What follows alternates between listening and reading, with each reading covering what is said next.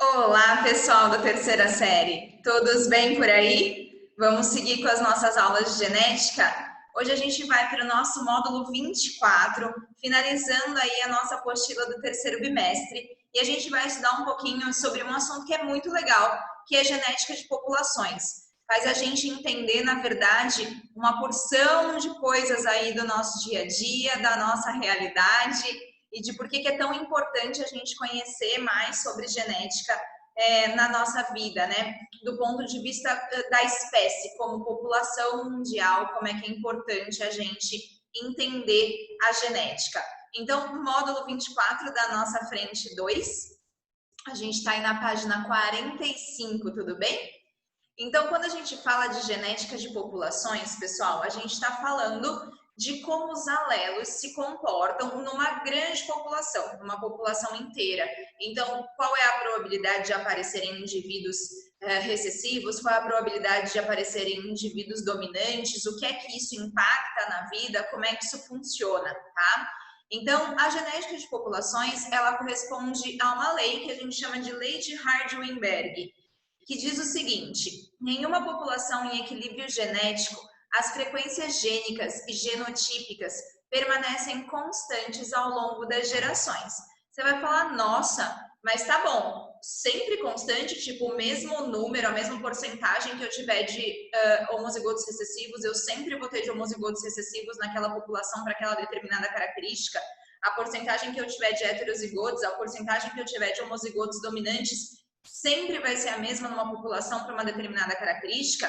O que a lei de Hardy-Weinberg diz para a gente é que sim, desde que esta população esteja em equilíbrio gênico, né? E o que é que uma população tem que ter para a gente considerar que essa população está em equilíbrio gênico? Então, ela tem que ser uma grande população, isso é a primeira coisa, né? Ela tem que ser constituída por numerosos indivíduos.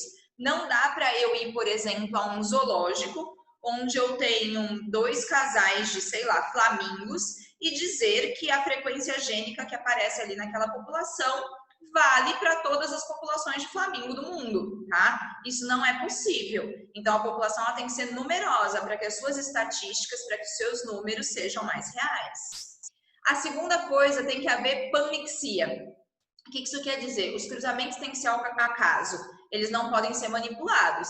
Então, por exemplo, quando eu pego dois cachorros, né, e seleciono características neles, então esse daqui ele é baixinho, ele é gordinho, ele tem a carinha redonda, aquele ali tem um olhão redondo, um narizinho pequenininho que parece um botão no meio da cara. E eu cruzo esses dois cachorros, isso não é um cruzamento ao acaso, né? Isso é uma seleção, isso é um cruzamento proposital para selecionar algumas características.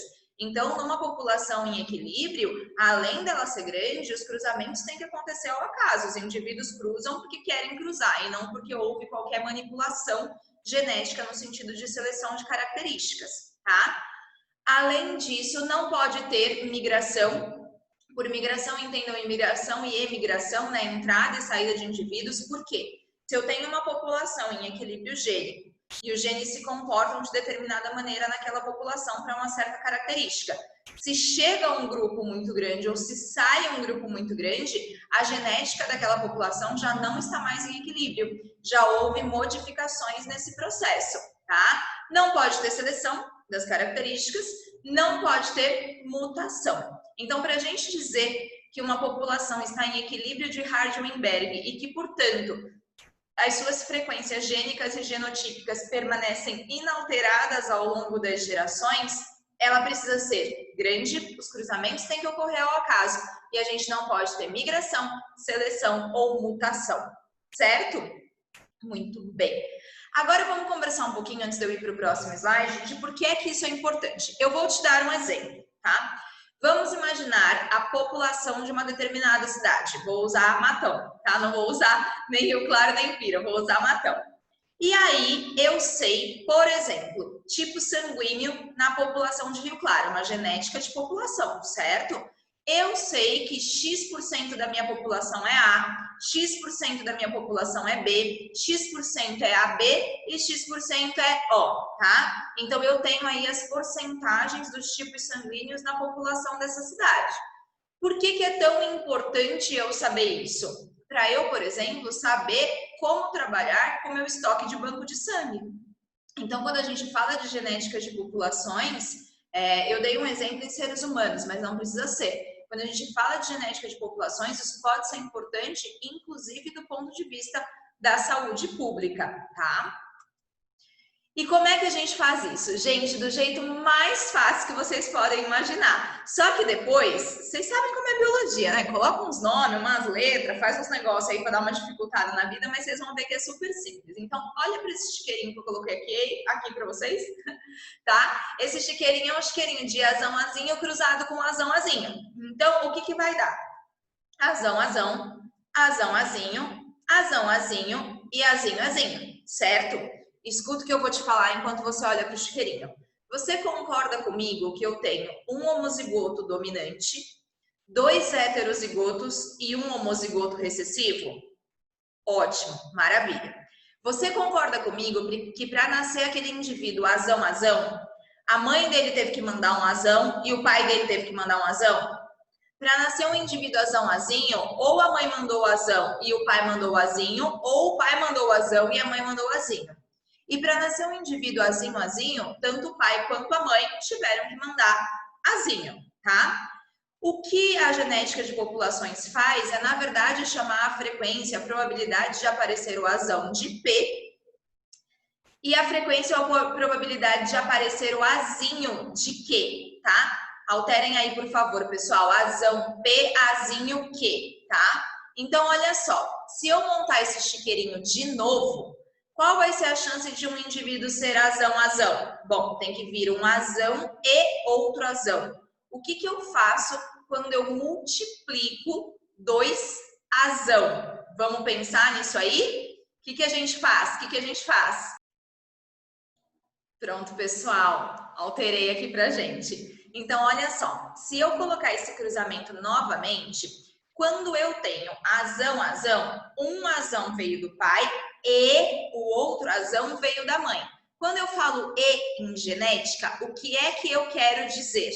Bom, eu quero dizer assim, este gameta e este gameta. A chance disso acontecer quando eu falo e é uma chance que eu multiplico uma probabilidade, uma frequência genotípica pela outra. Se eu disse para vocês que a chance de aparecer o azão é P e a chance de aparecer outro azão é P também, P vezes P vezes P, hein? Não P mais P.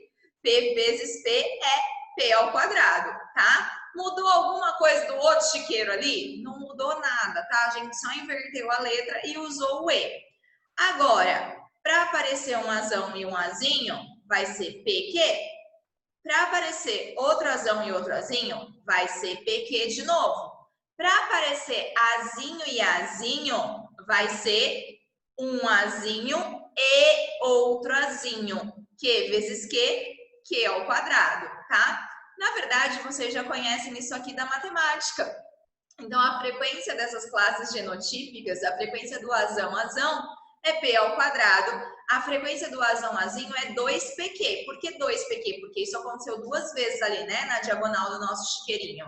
E a frequência do azinho é Q ao quadrado. Tudo bem? Queridos, além deste retângulo bonitinho aí, vocês têm que guardar isso aqui, que é muito importante.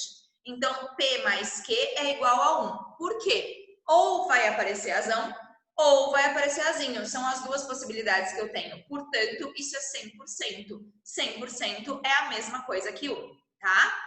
A gente vai fazer os exercícios juntos para vocês fixarem esse conteúdo bem bonitinho aí. Então, olha só. Exercício 1. O gráfico a seguir mostra as frequências dos genótipos de um locus que pode ser ocupado por 2 alelos, azão e azinho. No gráfico, Pzinho representa a frequência do alelo azão. Tudo bem, era uma coisa que a gente já sabia. Nosso eixo horizontal ali representa a frequência do alelo azão. Calcule a frequência dos genótipos azão-azão, azão-azinho e azinho-azinho nos pontos determinados pela linha pontilhada. Vamos fazer juntos? Então, vamos lá. Muito bem. Então, olha só o que ele diz aqui pra gente. Que essa linha aqui, ó, esse eixo aqui, representa a frequência do alelo azão, tá? E ele pede que a gente calcule na linha pontilhada. Então, na linha pontilhada, o meu Pzinho é 0,6. Então, aqui é onde ele encontra o azão, tá vendo que é verdinho?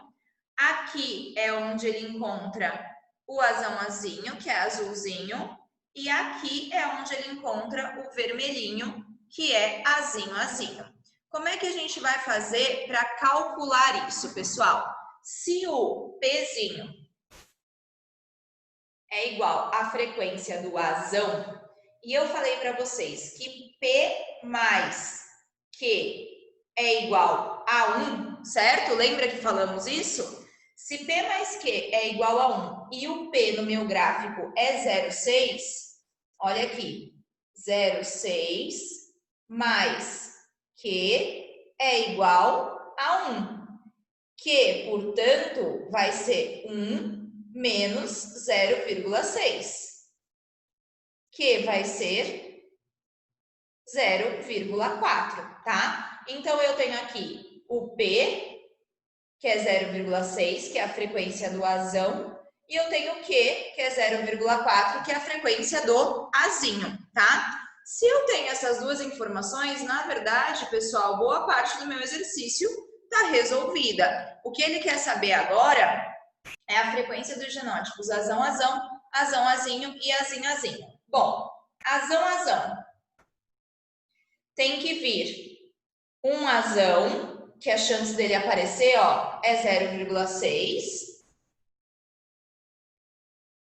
e outro azão, que é 0,6 de novo. Então, a chance disso daqui acontecer é 0,36, certo? Muito bem. Agora, azão-azinho. Vai ser a chance de aparecer um azão, 0,6, vezes a chance de aparecer um azinho, 0,4. Só que isso daqui, lembra do nosso chiqueirinho? Azão, azinho, azão, azinho. Aqui vai dar azão, azão, azão, azinho, azão, azinho, azinho, azinho. Então, na verdade, no meu chiqueirinho, tem 2 vezes chance de acontecer isso. Então, toda vez que for o heterozigoto, eu vou multiplicar pelo 2 aqui na frente, tá?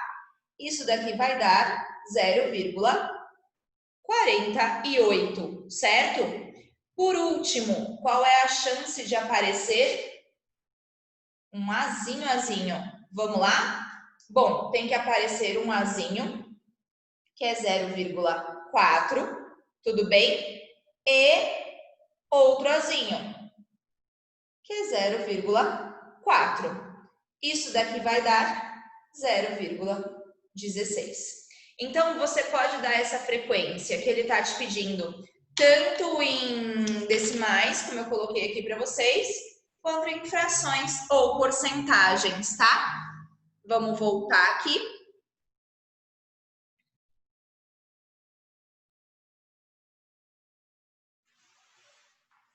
Ok, vamos lá. Então, colocando as respostas aí para ficar mais tranquilo para vocês preencherem na apostila. Não se esqueçam de pausar o vídeo e colocar a resolução na apostila de vocês, tá? Isso daqui vai dar, então, olha lá, ó, o Pzinho ao quadrado 0,36, o 2PQ 0,48 e o Q ao quadrado 0,16, tá? Então, tá aí bem bonitinha para vocês a resolução do nosso exercício 1. Exercício 2, gente, eu acho esse exercício muito legal, ele sempre aparece nas nossas apostilas, ele é uma segunda fase da Unicamp e ele é um exercício bem interessante. Tá dizendo assim pra gente, os alelos IA, IB e Izinho estão envolvidos na determinação dos tipos sanguíneos, A, B, AB e O. Já os alelos errão e errinho estão envolvidos na determinação dos tipos positivo e negativo. Atualmente, conhecem-se bem as possibilidades de transfusão e vários problemas que podem ocorrer se houver alguma incompatibilidade sanguínea. Suponha que uma população em equilíbrio genético com as seguintes frequências de alelos: IA 0,3, IB 0,3 e errão 0,4. Lembrando que o errão é o que dá a característica do RH positivo, tá? Calcule a probabilidade de nascer um indivíduo do tipo A negativo. Vamos lá? A gente vai fazer o exercício juntos aí.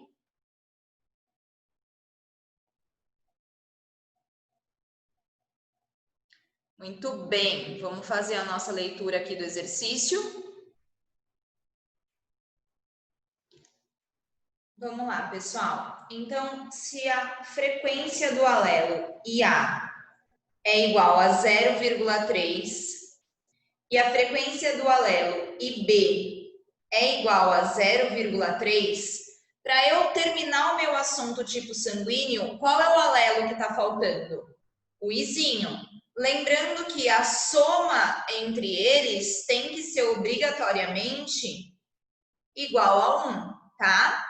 Então, aqui eu já tenho 0,6, então a frequência do Izinho é 0,4. Ele pede para a gente a probabilidade de nascer um indivíduo A e negativo. Bom, para ser A, tem duas possibilidades aí. IA ou IAzinho. IA vai ter que vir um IA e outro IA. 0,09. IAzinho vai ter que vir um IA e um Izinho. Só que isso, como é um heterozigoto, pode acontecer duas vezes. Olha que interessante, quando eu coloco esse ou aqui, o que eu faço? Eu somo. Então, a chance de nascer um indivíduo com fenótipo A é 0,33. Só que ele não quer saber só A, ele quer que seja A e negativo. Bom, se o errão, a frequência do errão, ele dá aqui pra gente, é 0,4, a frequência do errinho vai ter que dar 0,6, porque errão mais errinho tem que dar 1. Para um indivíduo ser negativo, ele vai ter que ser errinho, errinho. Então, vai ter que vir um 0,6 e outro 0,6. Isso daqui vai dar 0,36. Só que essa pessoa, ela tem que ser A e negativo. Quando a gente fala E, o que a gente vai fazer com isso aqui? Multiplicar, tá? Isso vai dar 0,1188, que é praticamente a mesma coisa, queridos, que 0,12. Então, nessa população aqui, ó, a probabilidade de nascer um indivíduo A negativo é de 0,12, ok? Vamos voltar lá para o nosso exercício para a gente colocar a nossa resposta. Muito bem, então olha aí.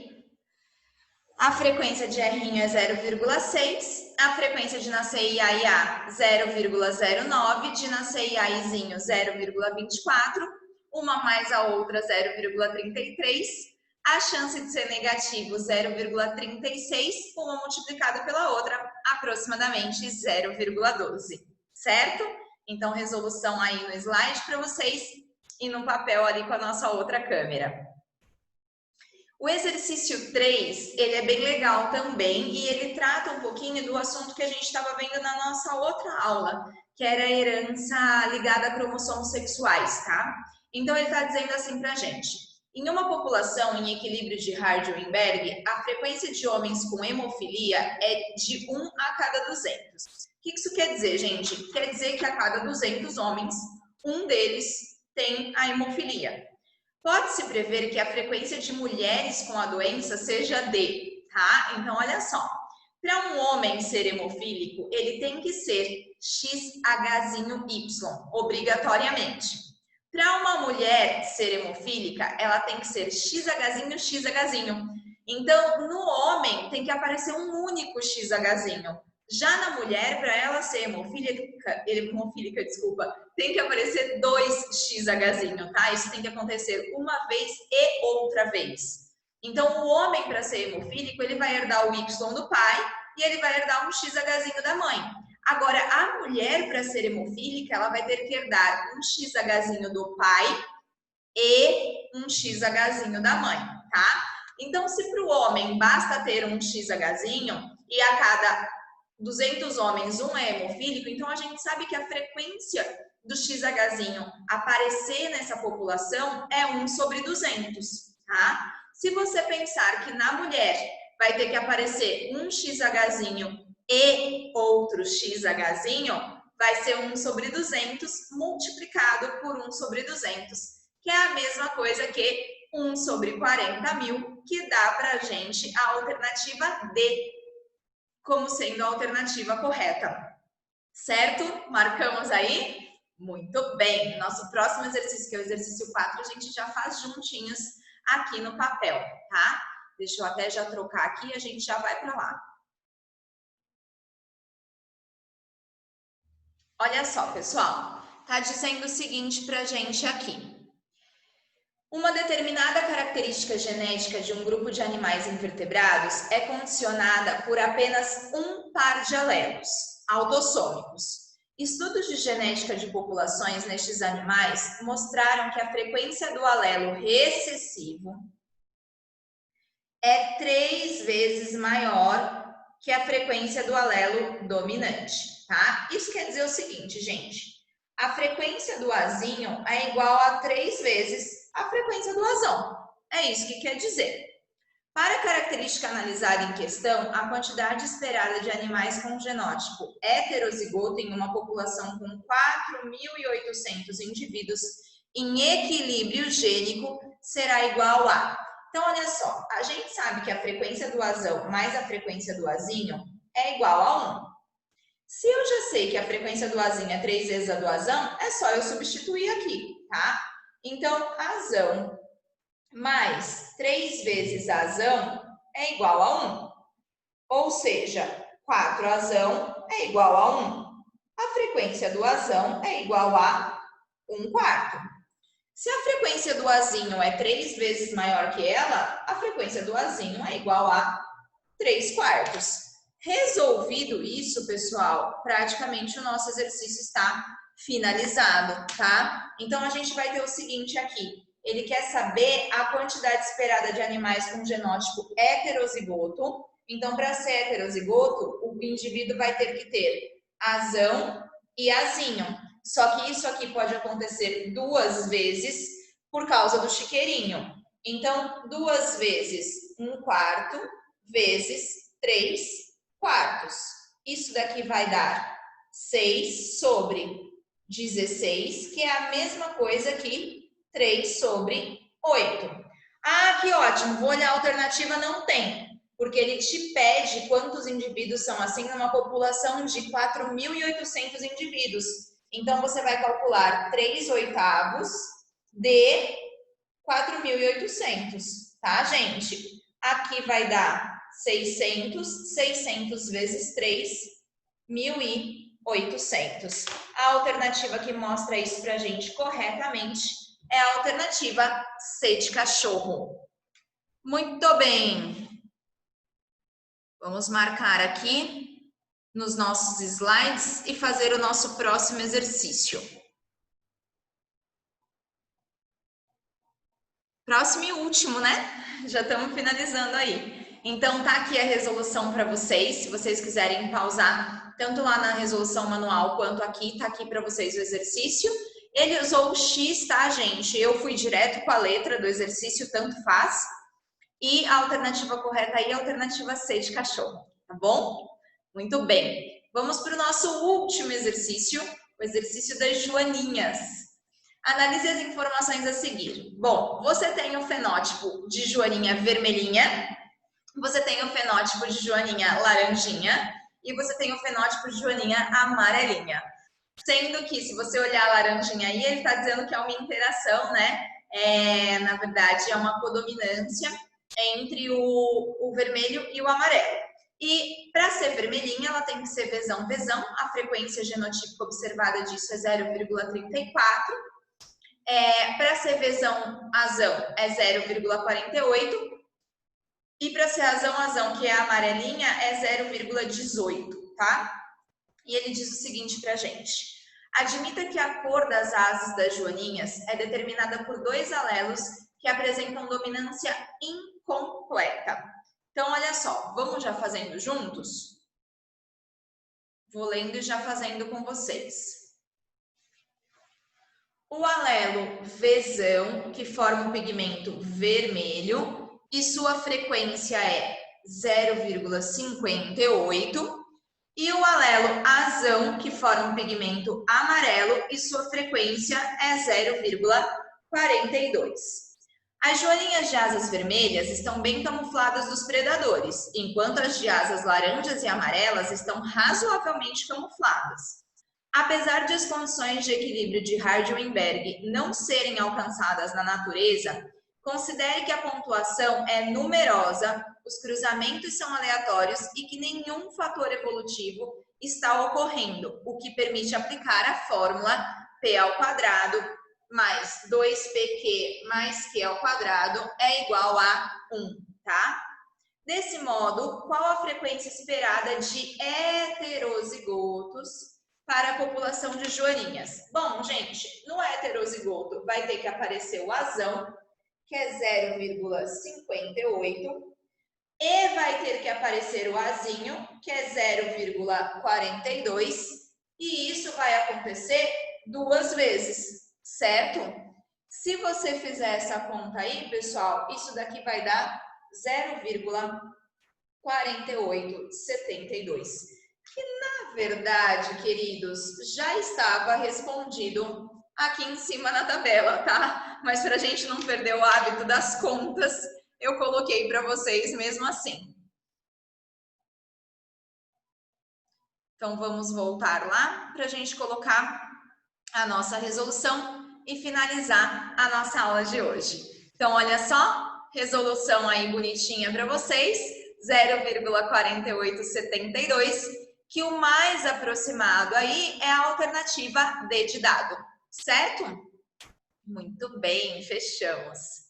Queridos, encerrada aí a nossa apostila, encerrado o nosso módulo 24, lembrem-se sempre que os plantões de biologia são às terças-feiras à tarde, façam as atividades e precisando, vocês já sabem, estamos aqui, tá? Até a próxima!